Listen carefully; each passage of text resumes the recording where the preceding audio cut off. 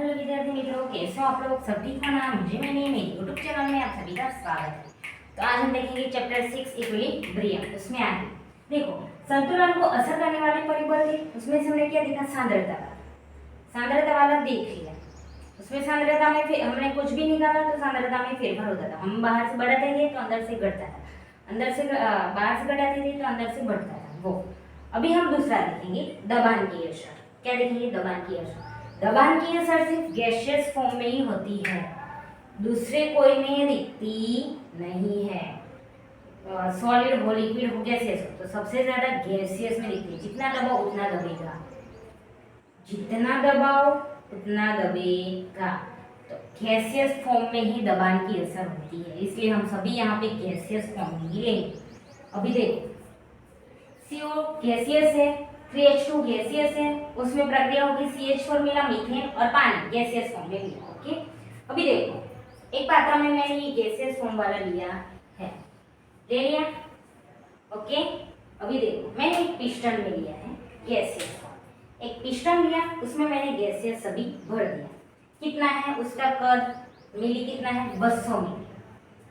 तो दबान, प्रेशर और कद दोनों का मल्टीप्लाई अचल होता है, यानी कि 100 800 ही होगा। इसका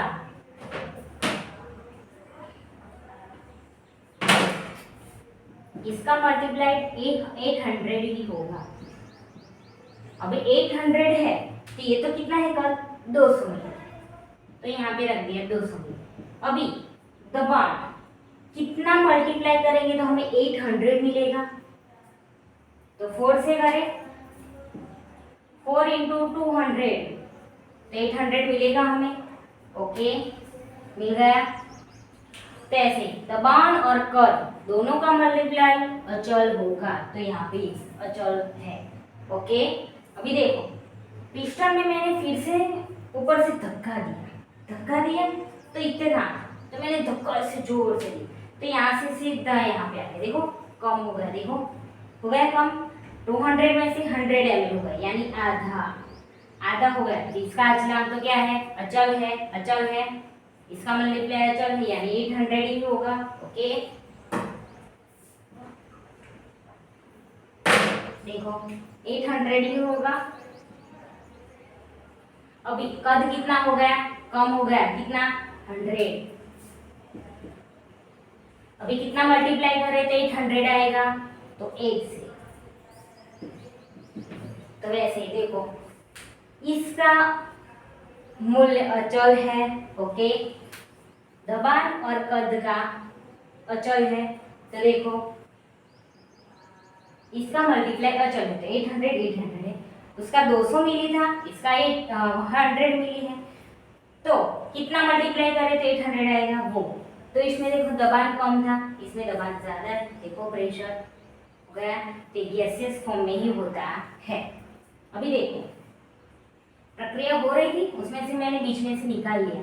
प्रक्रिया को, निपज को बीच में से ऐसी गई में और यहाँ से निकाल लिया, बीच में से ही निकाल लिया। आधी प्रक्रिया छोड़ के ही मैंने निकाल लिया। चलो निकाल लिया, तो क्या होगा? QC भागफल आगे आ गया। तो निपज की सांद्रता छेद में प्रक्रिया की सांद्रता आ गई। ये सभी 1 1 है, इसलिए 1 1, ये 3 है तो यहाँ पे 3 कर दिया।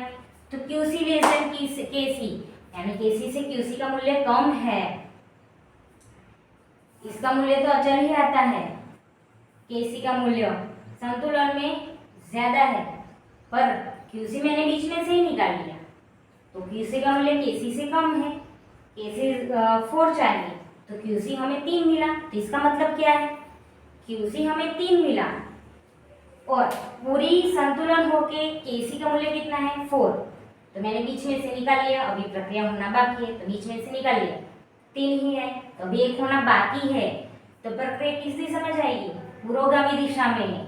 किस दिशा में जाएगी? पुरोगामी दिशा में। तो इसलिए KC का मूल्य QC से ज्यादा है, क्योंकि QC मैंने बीच में से निकाल लिया।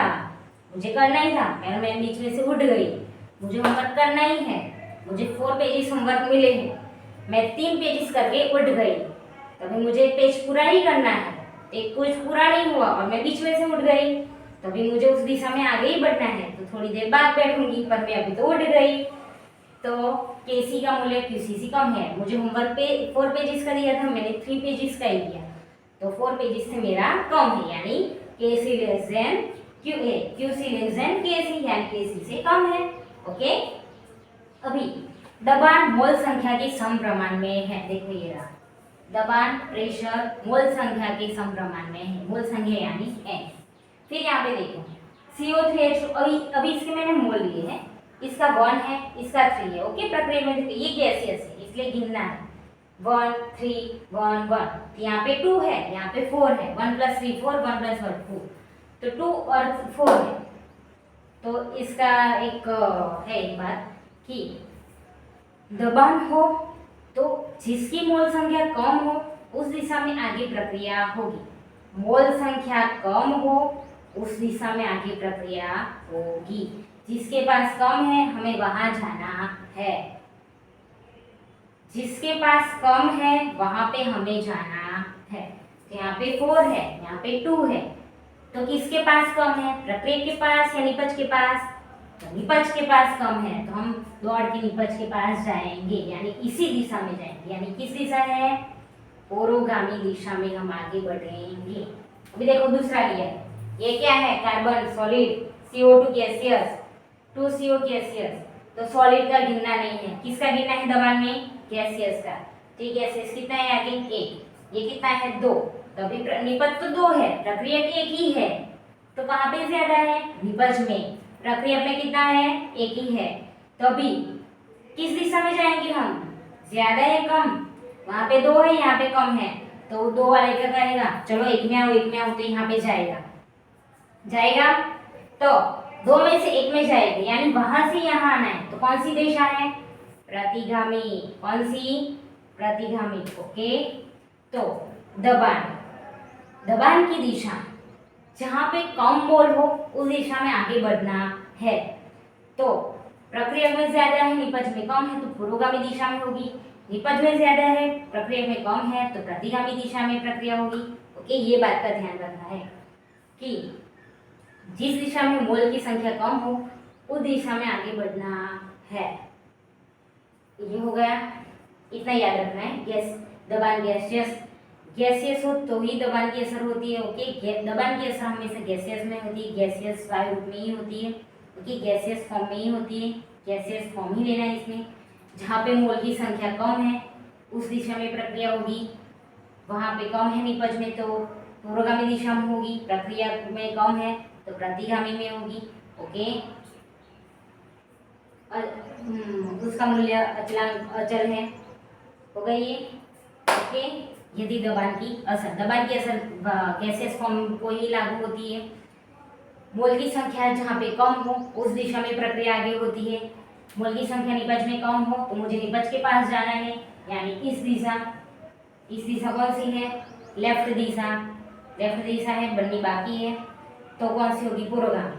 अभी निपज में है, प्रक्रिया को बनाना है। ओके, निपज में है, प्रक्रिया में कम है, निपज में ज्यादा है, प्रक्रिया में कम है, तो कौन सी? राइट दिशा में ले जाना है, यानी प्रतिगामी में होगी। ओके, ये थी दबान की असर। दूसरी हमने देखी, कल तापमान की असर देखी। ओके विद्यार्थी मित्रों, जो आपको मेरा वीडियो अच्छा लगा हो तो लाइक शेयर सब्सक्राइब करेगा। मिलते हैं नेक्स्ट वीडियो में। Bye bye.